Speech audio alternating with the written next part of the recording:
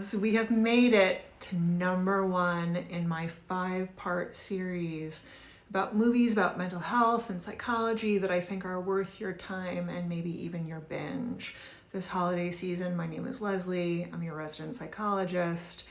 And #1 is, boop, one of my all-time favorite movies about mental health and psychology, Requiem for a Dream. What I've been doing throughout this series is guaranteeing no major spoilers, but I've been kind of dancing in spoiler-adjacent material because I want to be able to share what I think about the movie is accurate from my perspective as a psychologist. Why do I think it's worth watching? What do I think it's depicting that is accurate? And where did they get it right?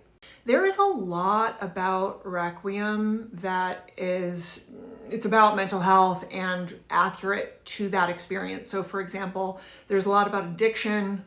Oh, they do it well. I will say, do not watch this movie with children in your home. In fact, they shouldn't be in your zip code. If you have children, ship them to a nearby zip code. Have them nowhere in the vicinity. It is a movie that's for adults. But so the depiction of addiction is sadly accurate.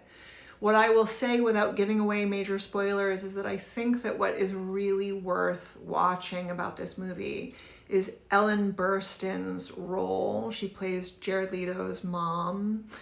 And not only does she experience what the young people these days call a full mentee bee, there are a couple of things about this that are worth noting. One is the role that context plays in her experience. If you've been following my work for a while, if you listen to my podcast, The Nature of Nurture, I'm basically like the queen of context. I'm constantly talking about how important context is for understanding someone's mental health experiences. What they depict in the movie really brilliantly is the ways in which loneliness and a couple of other things that are going on in her life contribute to this, we could almost call it a psychological downfall. And the thing that is particularly brilliant is that towards the end of the movie, again, not giving away any major spoilers, but towards the end of the movie when she's kind of talking to herself, because you have seen the movie, you understand what it is that she's saying, but you kind of need to imagine that if you were to witness her from the outside, and if you hadn't seen the movie, and if you didn't get the context, you maybe wouldn't understand what she was saying, but because you know her, you do. And it is hands down, Ellen Burstyn is a tremendously talented actor. It's a brilliantly depicted role. The movie is fantastic.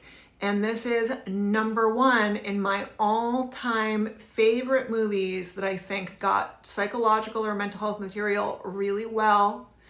If you want to see the 4 that preceded this, you can back up and check out my profile. And if you like this kind of stuff, follow along for more or find The Nature of Nurture on YouTube or in any of your podcast apps. It's been a pleasure.